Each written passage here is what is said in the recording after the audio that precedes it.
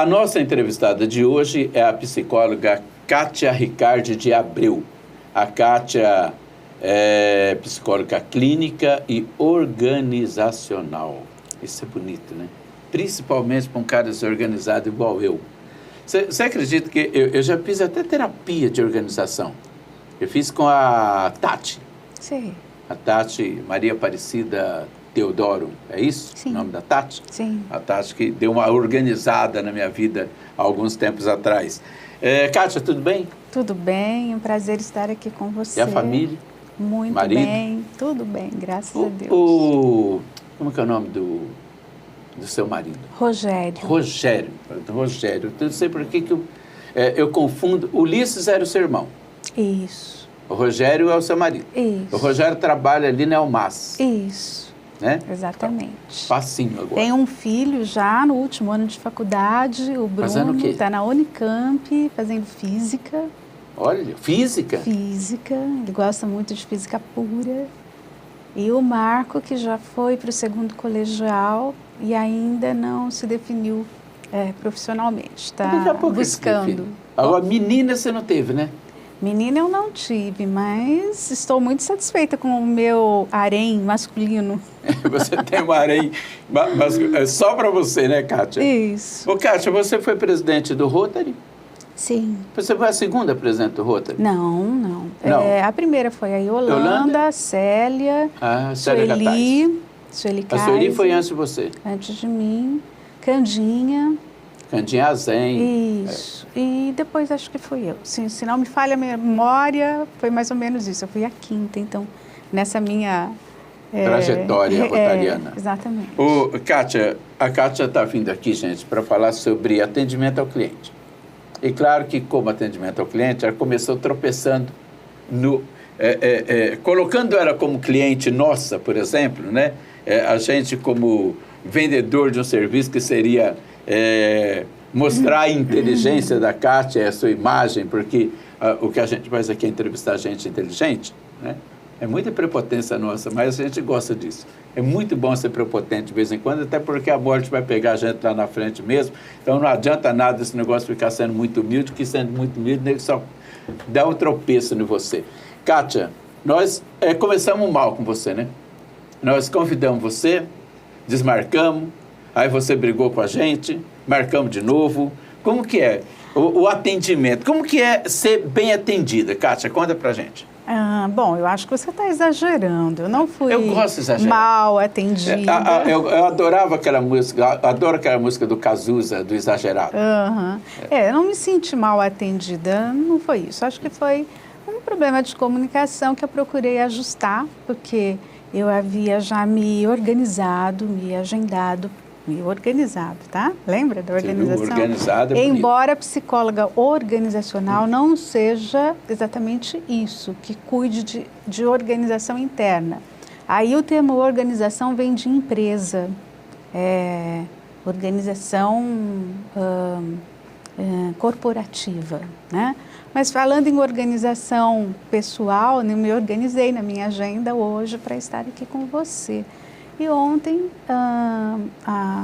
uma assessora sua, uma funcionária da TV, me ligou dizendo que não seria possível porque a agenda estava lotada, né? E eu pensei, bom, eu estou agendada, então eu que estou lotando a agenda. Fui eu, né?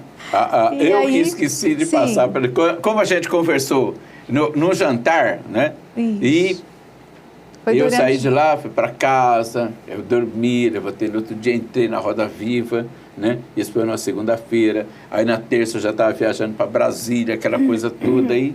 Sim. Esqueci da Kátia. E foi isso que eu imaginei que tivesse acontecido. Atendimento ruim. Mas eu pensei, como uma cliente, eu vou reivindicar os meus direitos, vou revelar os meus desejos, né? E eu disse para ela, que pena, eu fico muito triste, porque eu me organizei para estar presente nesse horário. E não vou poder estar presente no outro que ela me sugeriu, né?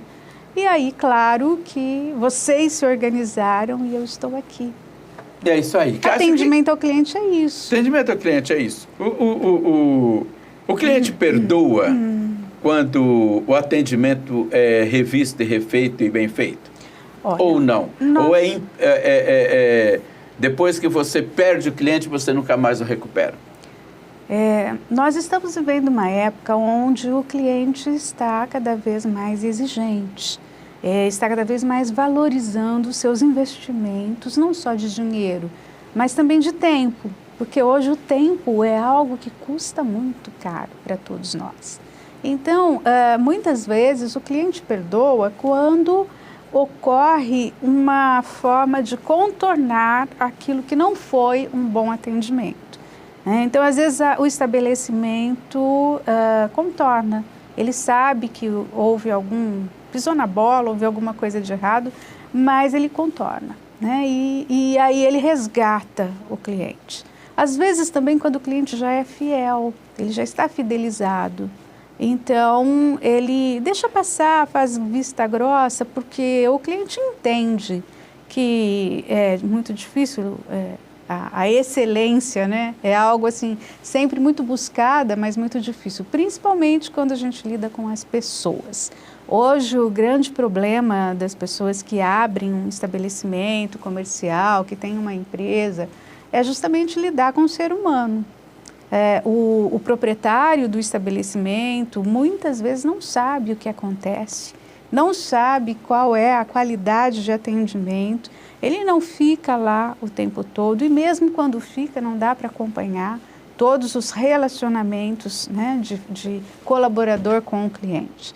Então, respondendo a sua pergunta, muitas vezes o cliente perdoa, às vezes não, principalmente quando é a primeira impressão, que é o chamado momento da verdade, onde ou o cliente se encanta com o atendimento ou ele se desencanta e não volta mais. E o pior, ele sai falando o que aconteceu para muitas pessoas. E esse marketing, né, negativo é extremamente danoso para aquele estabelecimento. Então eu fico pensando, né, a pessoa investe um capital, ela cuida da fachada, da arquitetura, sonha com esse negócio, de repente investiu ali um pé de meia de muitos anos, ou fez um investimento com dívidas, enfim, de alguma maneira ela sonha que aquilo dê certo. E ela cuida de todos esses detalhes, mas muitas vezes negligencia o ser humano que vai estar frente a frente com o cliente. Né? Então, ela não se preocupa em prepará-lo, em nutri-lo. É uma pessoa que está lá como se fosse uma mesa, uma cadeira, um computador. E não é assim. A gente sabe que não é assim. Aliás, você e o Éder Pinhabel escreveram um livro que é sobre atendimento ao cliente. Sim, publicado pela sua editora. Cliente, a busca da qualidade nas relações interpessoais. Esse livro foi fruto de uma série de apostilas que a gente fazia quando a gente ministrava cursos de atendimento ao cliente. E nós tivemos a ideia de transformar essas apostilas num livro, né?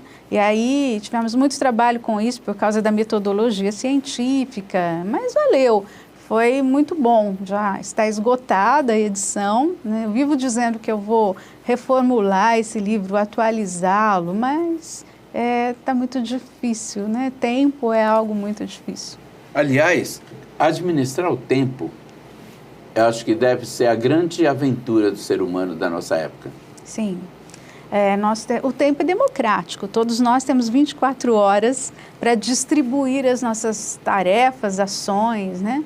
E uma coisa que eu percebo é que, embora você tenha muitos convites, muitos projetos fascinantes, você também tem que se preocupar com a sua qualidade de vida, dormir, né? Suas horas de sono, comer adequadamente, fazer pausas, se você estiver na frente de um computador para proteger sua saúde, enfim, praticar exercícios físicos. Então, distribuir tudo isso é uma arte hoje, né? As pessoas estão com dificuldade porque os estímulos são sempre muito maiores do que a capacidade humana de responder a eles. Kátia, às vezes eu tenho a impressão de que a gente fala de 8 horas, mas na verdade a gente acaba trabalhando de 12, 16 horas por dia.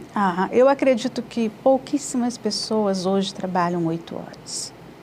Pouquíssimas. As pessoas que estão muito envolvidas com aquilo que fazem, elas podem, assim, não estar presentes no escritório, na empresa, mas quando elas vão para casa, alguma coisa, nem que seja pensando, né, eu imagino que elas estejam envolvidas com o trabalho. Será que os nossos antepassados eram mais felizes com o tempo? Por exemplo, você pega aí o homem dos anos 60, por exemplo, como ele não tinha televisão em casa, o máximo que ele tinha era um rádio para ouvir as notícias, e ouvir a Rádio Nacional, Edgar de Souza, né?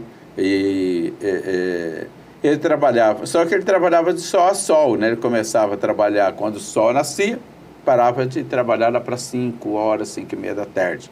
Aí depois ele tinha todo esse período aqui para poder descansar. E nós perdemos isso. Isso Sim. é inegável. Mesmo o cidadão que trabalha 8 horas por dia, que ele é empregado, que ele tem um tempo para ir para casa, ele tem um tempo. Esse tempo ele tem que colocar também Sim. no seu trabalho, porque a locomoção, ele não está se divertindo, não está fazendo nada, ele está andando dentro de um ônibus ou dentro de um carro. Sim. Por exemplo, o cara que sai para trabalhar, eu conheço gente que vem de Votuporanga a Rio Preto e volta todos os dias para trabalhar. Sim. Ela fica 1 hora praticamente dentro do carro para vir, 1 hora para voltar. Sim. Ou gente que vem de ônibus, por exemplo, o pessoal que vem de Bálsamo trabalhar aqui, né? Isso ele contabiliza na vida dele? Tem que contabilizar.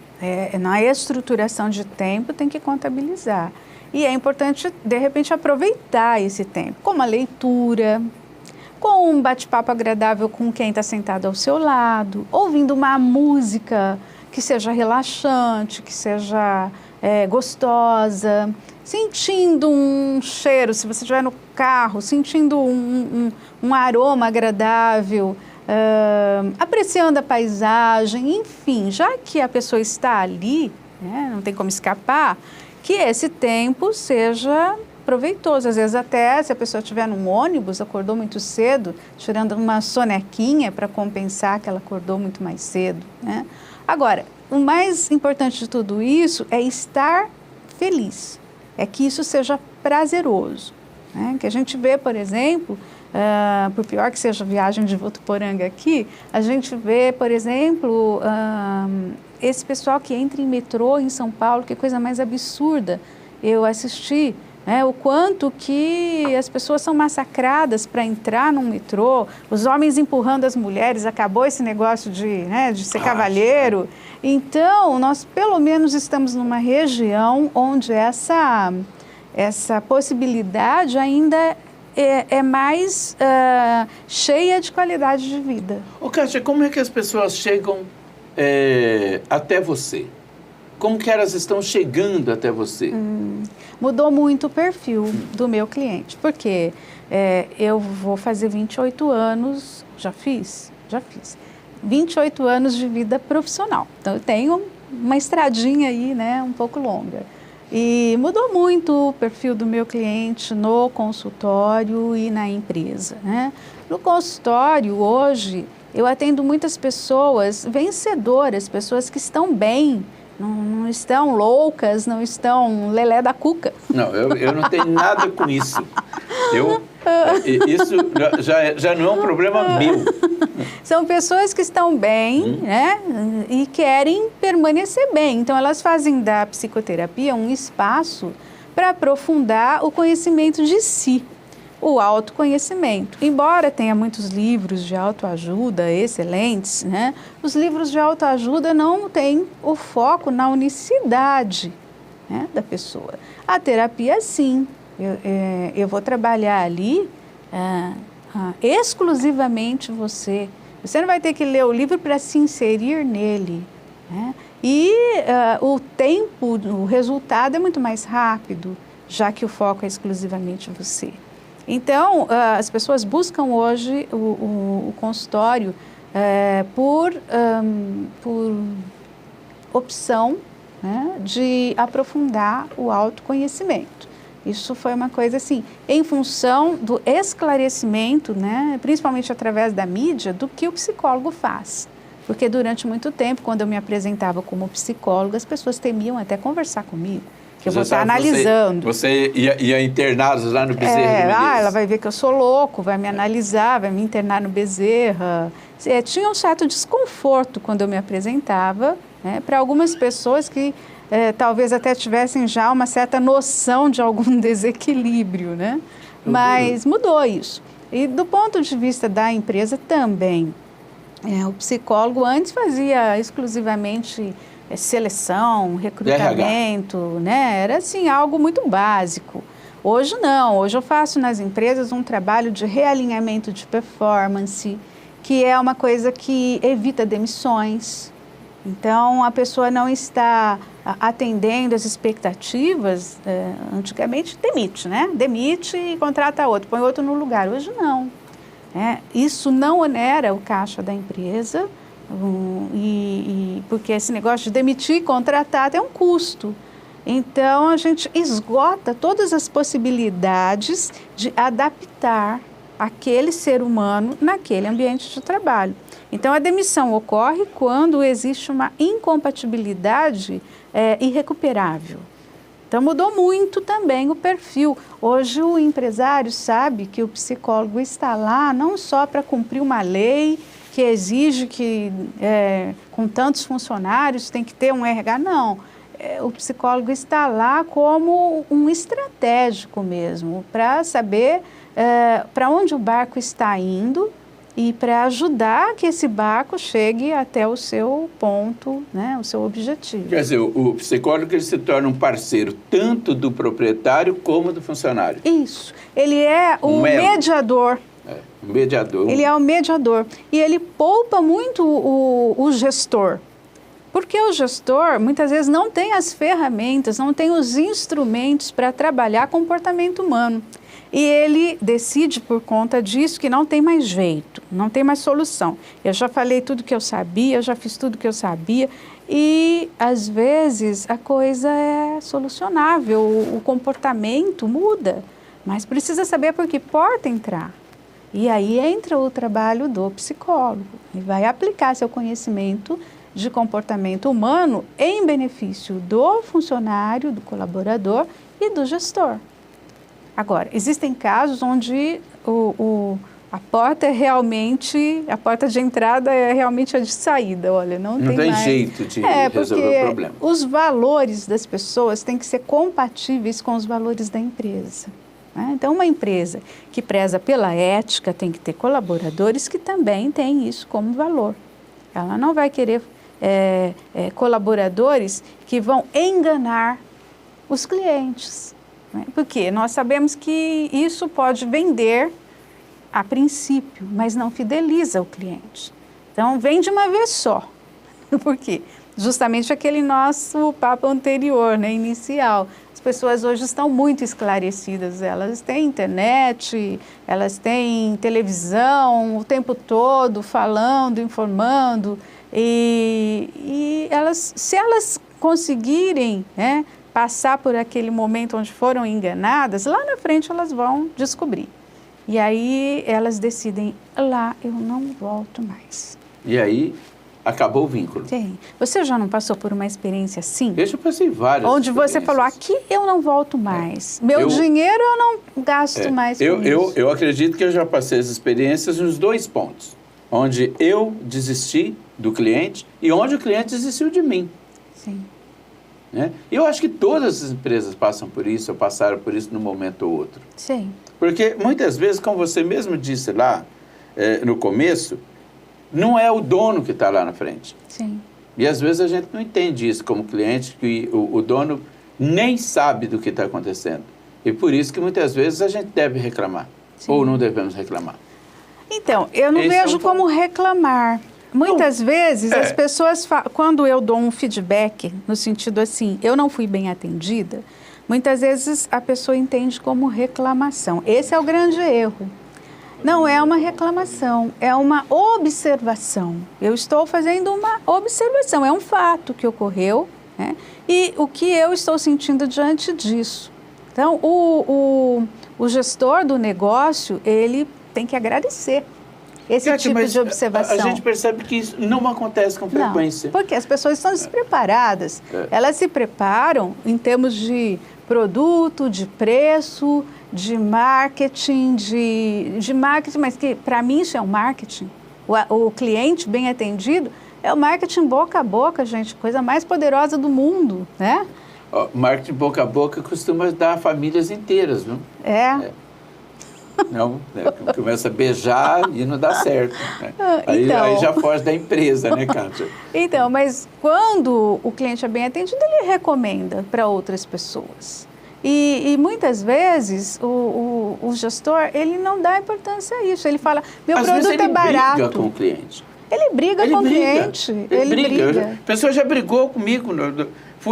Olha, eu não fui bem atendido. Vai para outro lugar. Olha, então vou para outro lugar. Porque o cara está ganhando muito, ele não precisa de cliente. Eu vejo isso como ignorância comercial. Tá? Porque é uma inabilidade de se comunicar com o cliente e isso compromete o sucesso do negócio, mais cedo ou mais tarde.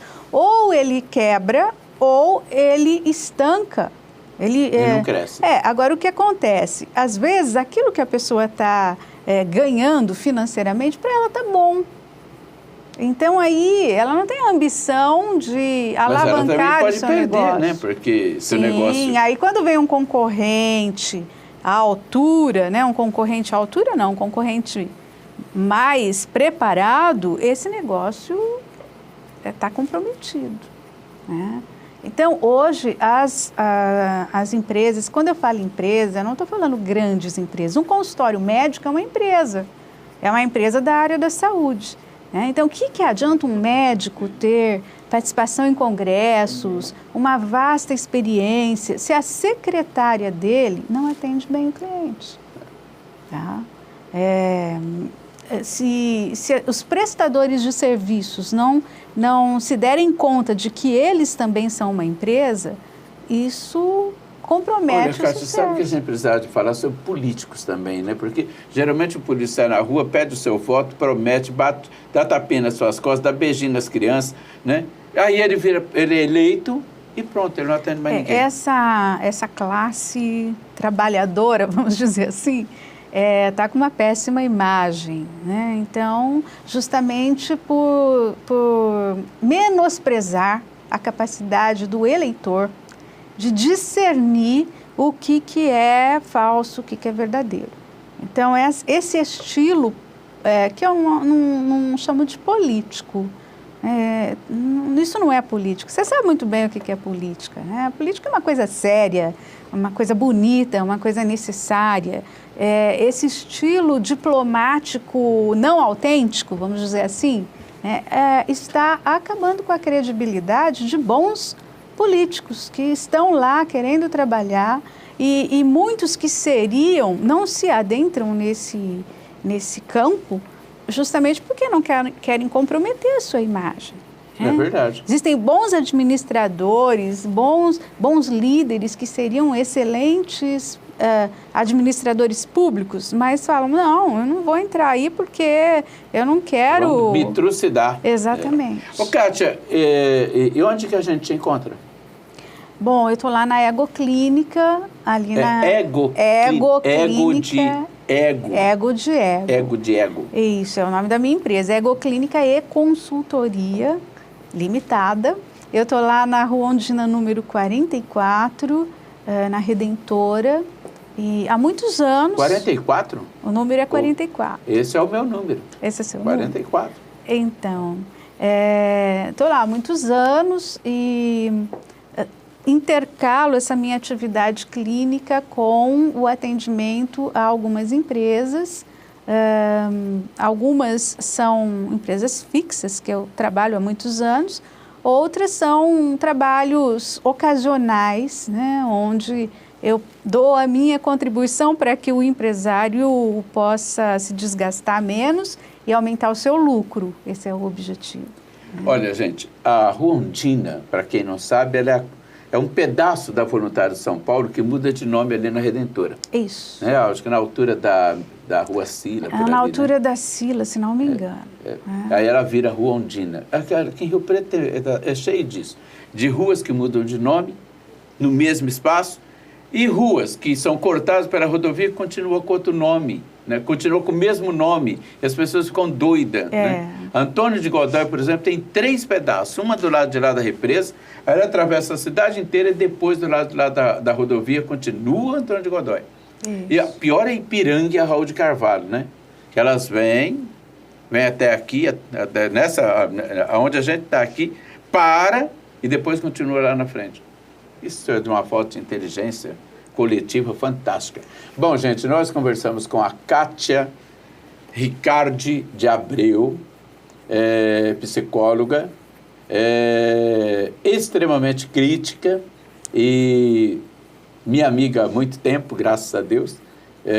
Tem 3 livros. 3 livros, não, tem mais, 4. porque vamos contar sonhos de Natal, prosas e versos de Natal, Isso. Na intimidade da alma. São 2 edições. 2 edições, o cliente e o Caminhos para o Bem-Estar. 5 livros, é isso aí. E podemos fazer mais, né, Lelé? Com absoluta certeza, né, cara? Se a gente produzir pelo menos uma a cada 2 anos, imagina o tanto de livro que a gente vai ter no final da vida, lá na frente. Oh, que beleza. No final da vida, não, na passagem dessa para outra, que eu acredito que isso deve continuar em algum lugar. Kátia, muito obrigado. Obrigada a você pela oportunidade de estar aqui. Abraço para o Rogério. Gente, obrigado, vamos em paz e fiquemos com Deus.